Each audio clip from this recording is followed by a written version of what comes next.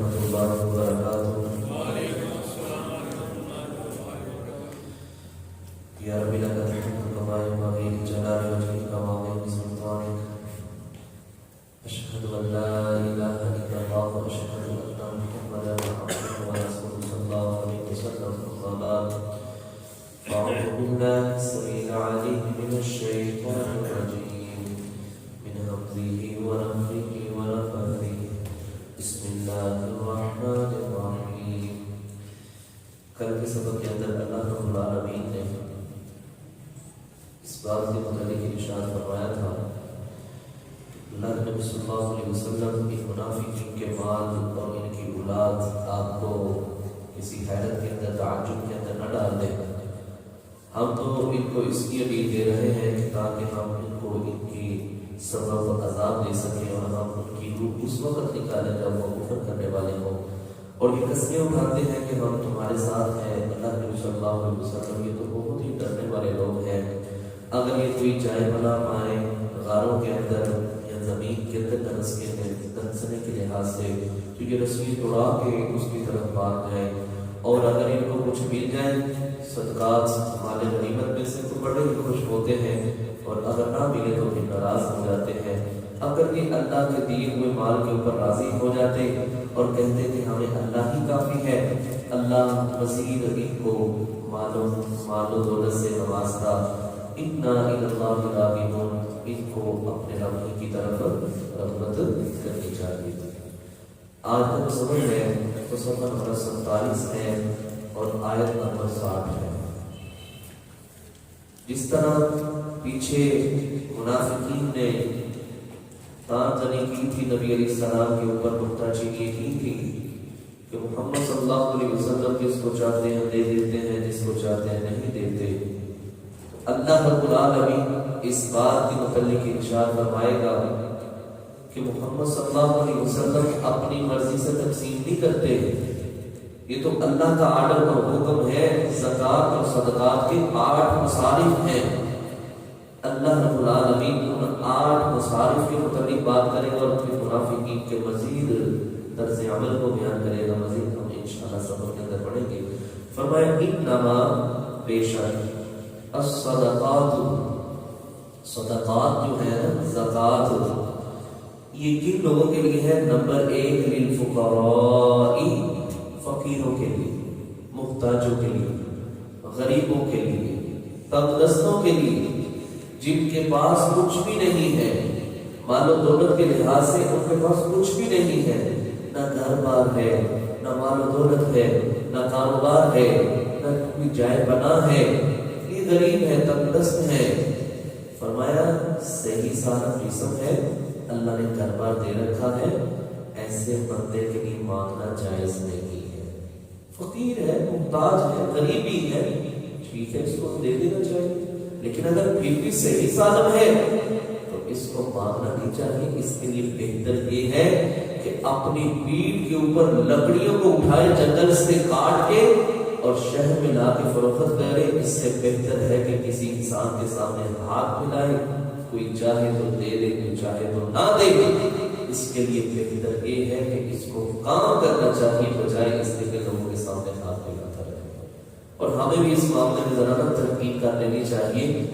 ہم نے بھی ان کی روٹین بناتے ہیں نا، جمعرات آ گیا ان کو دینا ہے، کوئی بدھ والے دن آ جاتا ہے، کوئی اتوار والے دن آ جاتا ہے، پکے لگے ہوئے دکانوں کے اوپر. جس طرح ٹیکس نہیں ہوتا یہ بجلی کا بل ہے، اس طرح وہ لازم ہونے آنا ہے، جو کچھ مرضی ہو جائے. اور ساتھ اگر بھی نہ جمعرات یہ تھے، جمعرات کو کیا ہے؟ ہم نے یہ جو 3 فکس کیا ہوا ہے، جمعرات کو صدقہ کرنا ہے، یہ کیا ہے جمعرات کا دن؟ ہر دن صدقے کا ہے. صبح کرے، شام کرے، دوپہر کرے، جب مرضی کرے، کوئی دن متعین نہیں ہے. تو فرمایا للفقراء، پہلے نمبر پہ وہ لوگ ہیں جو غریب ہیں، کنگال ہیں، ان کی دیکھ بھال کرنی چاہیے. اور کچھ ایسے بھی فراڈیے ہیں جن کی بازو ٹھیک ہے، ٹانگیں ٹھیک ہے، سب کچھ ٹھیک ہے، جان بوجھ کے وہ لنگڑے لولے ایسے بنے ہوئے ہیں. اللہ رب العالمین نے بھی ان کے اوپر پابندی لگائی ہے. ایسے لوگوں کو نہیں دینا چاہیے، بلکہ جو حقیقت میں محتاج ہے ان لوگوں کے گھر کے اندر راشن ڈال دینا چاہیے.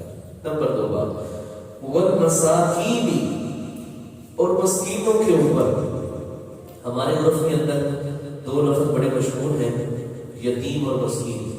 یتیم اس کو کہتے ہیں جس کا باپ نہ ہو، اور مسکین اس کو کہتے ہیں جس کی ماں نہ ہو۔ ایسی تشریح نہیں ہے۔ مسکین وہ ہے جس کے پاس مال ہے لیکن اس بیچارے کی پوری نہیں پڑتی۔ مثال کے طور پر ایک رکشہ چلانے والا ڈرائیور ہے، ایک دکان پہ کام کرنے والا ملازم ہے، فیکٹری کے اندر کام کرنے والا نوکر ہے۔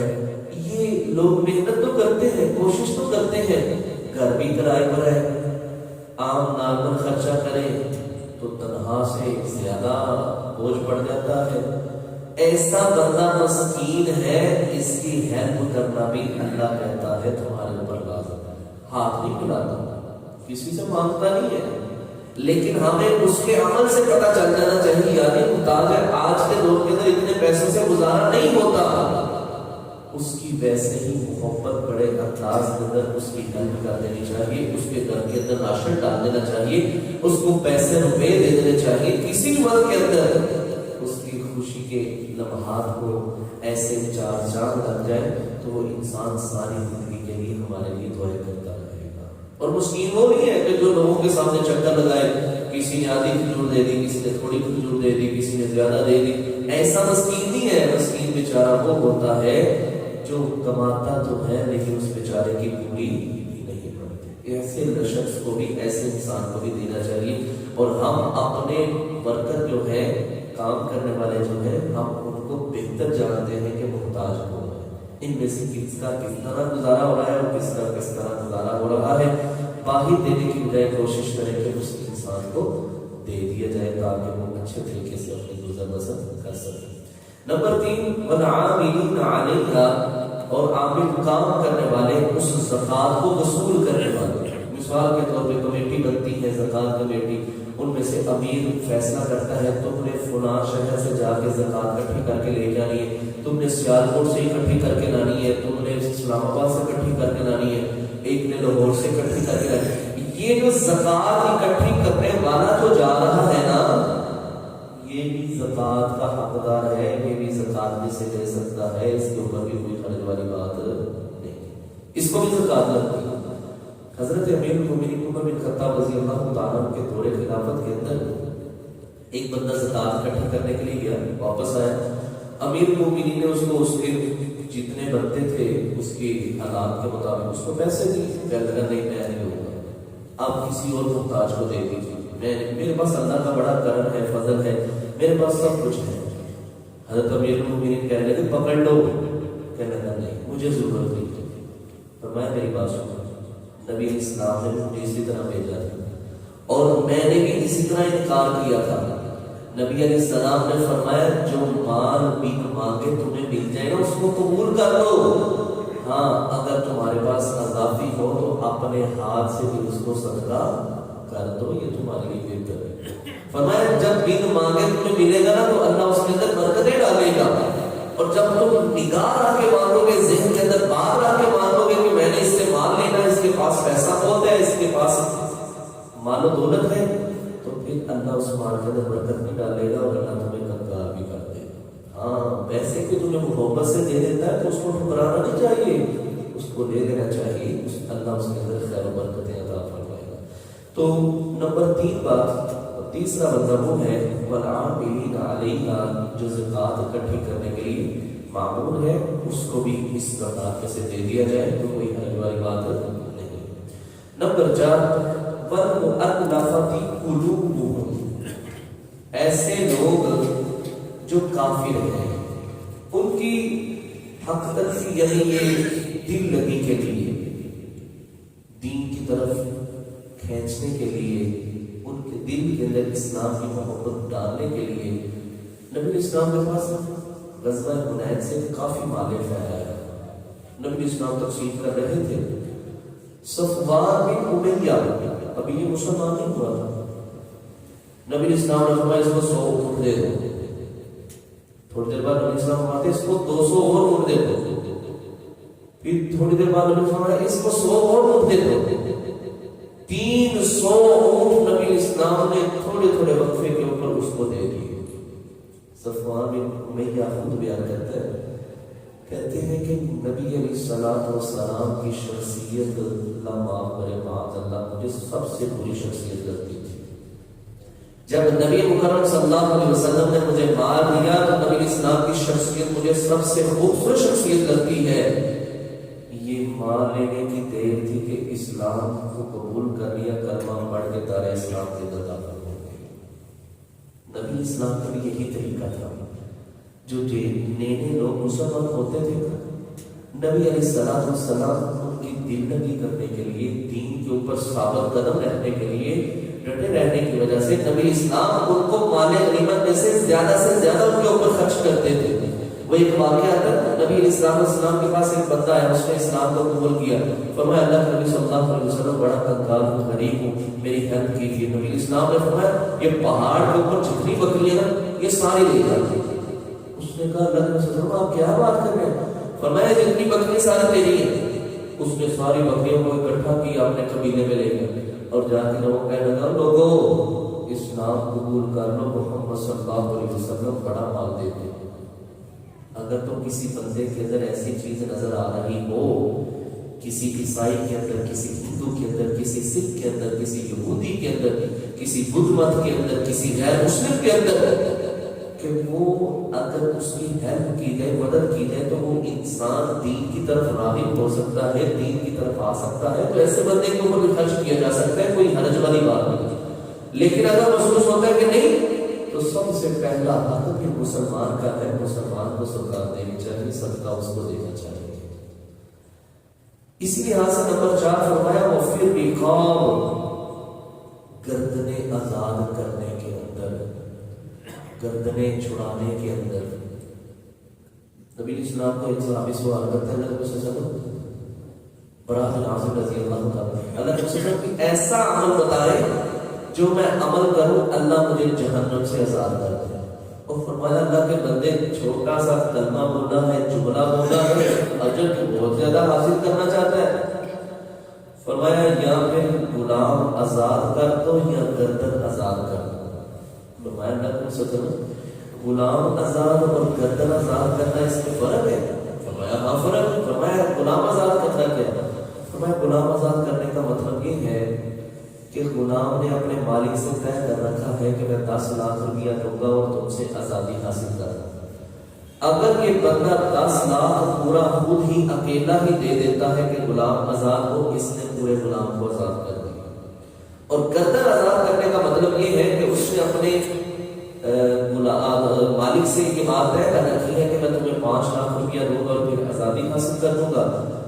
تم نے 10,000 دیا، 10,000 کسی نے دیا، 5,000 کسی نے دیا، اس طرح وہ غلام آزاد ہوتا ہے تو گویا تم نے اس کی مکمل قیمت نہیں دی، تھوڑی قیمت دی ہے، گویا تم نے اس کی گردن کو آزاد کر دیا۔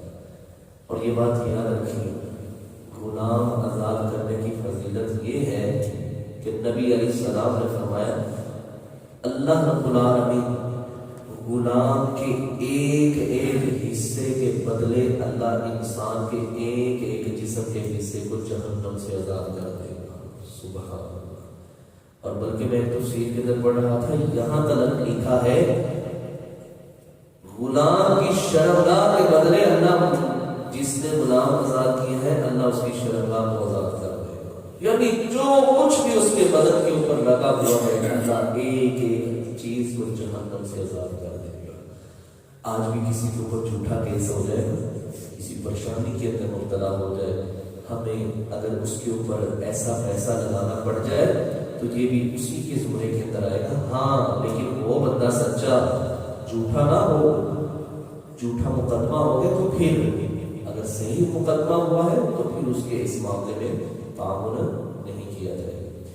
نمبر 6 والغارمین، قرض چڑھ گیا ہے، اتنا قرض لیا ہے اپنے کھانے پینے کے لیے، کام ہے نہیں تھا، اللہ اکبر، محنت مزدوری کے لیے جایا کرتا تھا لیکن دہاڑی نہیں لگتی تھی، کام پہ نہیں اس کا گزارا ہوتا تھا، سارے معاملات خراب تھے۔ جس طرح یہ پیچھے ہمارے یہ کورونا نے وبا پھیلی تھی اور 6 ماہ تک سارا معاملہ ہی ڈسٹرب رہا تھا، معاملات خراب رہے تھے، اس لحاظ کے اندر اگر کوئی بندہ قرض اٹھا کے کھاتا رہتا ہے پھر اس کے پاس قرض دینے کے لیے پیسے نہیں تو فرمایا وہ بندہ زکات لے کے اپنے اوپر سے قرض اتار سکتا ہے۔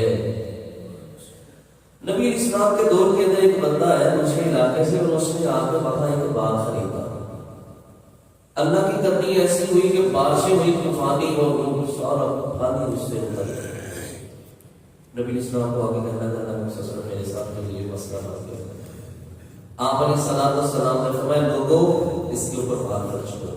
لوگوں نے مال خرچ کیا، دیکھا تو وہ جو قرض تھا اس سے بہت تھوڑے پیسے ہوئے تھے۔ نبی اسلام نے قرض داروں کو بلایا، آدر بھائی تم نے پیسے کیے تھے، تم نے بھی ہاں جی صاحب۔ فرمایا جتنے یہ دیتا نا لے لو، اس کے بعد اس کے پاس کچھ بھی نہیں، تم بھی کچھ اس کے اوپر احساس کرو، اس کے اوپر نرمی کرو، اس بندے کا نقصان ہو گیا، اس نے جان بوجھ کے یہ کام نہیں کیا۔ تو یہ جو ہے نا والغارمین قرض کا چڑھ جانا یا چٹی کا پڑ جانا، تو دیکھیں نا قبیصہ رضی اللہ تعالیٰ عنہ تھے کہ الگ الگ وسلم میرے اوپر قرض ہے، میں نے ایک بندے کی زمانہ دی تھی، وہ بندہ مانگ گیا اپنے پاس سے اور مجھے چٹی پڑ گئی، تو نبی اسلام نے فرمایا اس کے اوپر خرچ کرو، اور پھر انہوں نے اس زکوٰۃ کے پیسے سے اپنے اوپر جو چٹی تھی اس کو زکوٰۃ کے پیسوں سے مکمل کیا۔ نمبر 7 وفی سبیل اللہ، اللہ کے راستے میں خرچ کرنا، اس کا بھی بڑا ہی اجر و ثواب ہے۔ بالخصوص جہاد کے میدان کے اوپر نکلنے والا مجاہد، اس کے اوپر خرچ کرنا۔ اللہ اکبر۔ ایک بہت بڑے امام تھے، امام مجاہد، اور دوسرے بھی امام ہیں، تو ان کے استاد محترم عبداللہ بن عمر رضی اللہ تعالیٰ تابعی بہت بڑے، تو کہنے لگے میں محاذ پر نکلنے والا ہوں، جہاد پر نکلنے والا ہوں۔ تو کہنے لگے عبداللہ بن عمر رضی اللہ تعالیٰ کہنے لگے میں آپ کو پیسے دوں گا، آپ اپنے اوپر صرف کر لیجیے۔ کہنے لگے نا نا نا، اللہ کا بڑا کرم ہے، بڑا فضل ہے، میرے پاس ہر چیز موجود ہے۔ فرمایا اللہ کے بندے میں تمہارے اوپر خرچ تھوڑا کر رہا ہوں، میں تو اس لیے خرچ کر رہا ہوں کہ میرا مال جہاد فی سبیل اللہ کے اندر خرچ ہو جائے، استعمال ہو جائے۔ ایک گولی کے ساتھ، ایک تیر کے ساتھ 3 بندے جنت میں جائیں گے۔ فرمایا اس نیت سے تیر کو بنانے والا کہ یہ کافر کے گلے کے اندر لگے، اس کا خون بہا دے، اس کو واسطے جہنم کر دے، اس نیت سے گولی تیر بنانے والا۔ نمبر 2 اس تیر کو، گولی کو خرچ کرنے والا یعنی خرید کے دینے والا، اور نمبر 3 وہ مجاہد جو اس گولی کو، اس تیر کو چلانے والا ہے۔ ایک تیر کے بدلے اللہ 3 بندوں کو جنت میں جگہ عطا فرمائے گا۔ اللہ وفی سبیل اللہ، اللہ کے راستے میں جتنی طاقت ہے اللہ کے راستے میں خرچ کرنا۔ وابن السبیل، اور مسافروں کے اوپر خرچ کرنا۔